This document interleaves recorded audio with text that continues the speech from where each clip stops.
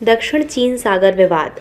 रूस यूक्रेन युद्ध के बीच भारत ने किफ़ायती मिसाइलों के साथ दक्षिण पूर्व एशिया को आकर्षित किया है। विश्लेषकों का कहना है कि अपने रक्षा क्षेत्र को बढ़ावा देने का भारत का कदम क्षेत्र में सैन्य श्रेष्ठता स्थापित करने के चीनी प्रयासों को कमजोर कर सकता है। नई दिल्ली यूक्रेन युद्ध के बीच मॉस्को के तनावपूर्ण हथियार उत्पादन का लाभ उठा सकती है, लेकिन पर्यवेक्षकों का कहना है कि नवोदित उद्योग रूस की जगह नहीं ले सकता।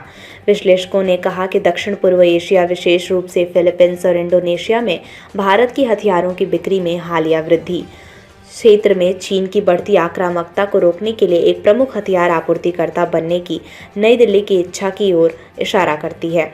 पिछले महीने भारत स्थित रक्षा फर्म ब्रह्मोस एरोस्पेस ने कहा था कि वह जकार्ता के साथ 200 मिलियन अमेरिकी डॉलर के सुपरसोनिक क्रूज मिसाइल सौदे पर उन्नत चर्चा कर रही है। ब्रह्मोस एक संयुक्त भारतीय रूसी उद्यम है जो मल्टी प्लेटफॉर्म क्रूज मिसाइलें बनाता है जो सटीकता और घातक शक्ति के साथ सुपरसोनिक गति से उड़ती हैं।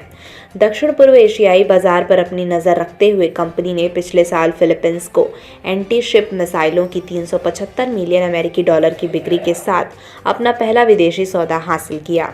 यह कदम भारतीय प्रधानमंत्री नरेंद्र मोदी के रक्षा निर्यात को 3 गुना करने के महत्वाकांक्षी प्रयास का हिस्सा है, जो पिछले साल 1.8 बिलियन अमेरिकी डॉलर था। अगले 2 वर्षों में 5 बिलियन अमेरिकी डॉलर तक। नेशनल यूनिवर्सिटी ऑफ सिंगापुर के institute of south Asian studies के रिसर्च फेलो योगेश जोशी ने कहा कि इसमें कोई संदेह नहीं है कि भारत एक प्रमुख हथियार आपूर्तिकर्ता के रूप में उभरना चाहता है, विशेष रूप से उच्च अंत और कम लागत वाले हथियारों के निर्यात में, जो देश को बढ़ावा दे सकता है। नवजात लेकिन आशाजनक घरेलू हथियार उद्योग। जोशी ने कहा कि यह घरेलू खपत के लिए पैमाने की अर्थव्यवस्था भी बनाएगा। पिछले साल भारत के रक्षा मंत्रालय ने प्रस्ताव दिया था कि वह घरेलू निर्माताओं से लगभग 1 बिलियन अमेरिकी डॉलर मूल्य के उपकरण खरीदेगा।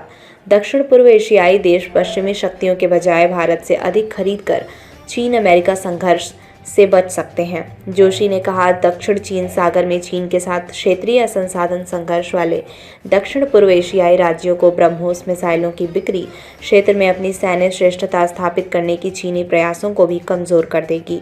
जितना अधिक पीपल्स लिबरेशन आर्मी नेवी दक्षिण चीन सागर में फंस जाएगी, उतनी ही कम वह हिंद महासागर में शक्ति प्रदर्शित करने में सक्षम होगी।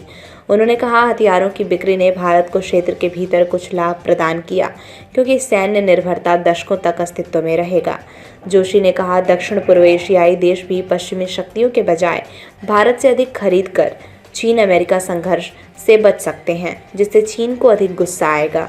प्रमुख हथियार उत्पादक रूस से जुड़ी हालिया भू राजनीतिक घटनाएं दिल्ली की क्षेत्रीय महत्वाकांक्षाओं को भी प्रभावित कर सकती हैं।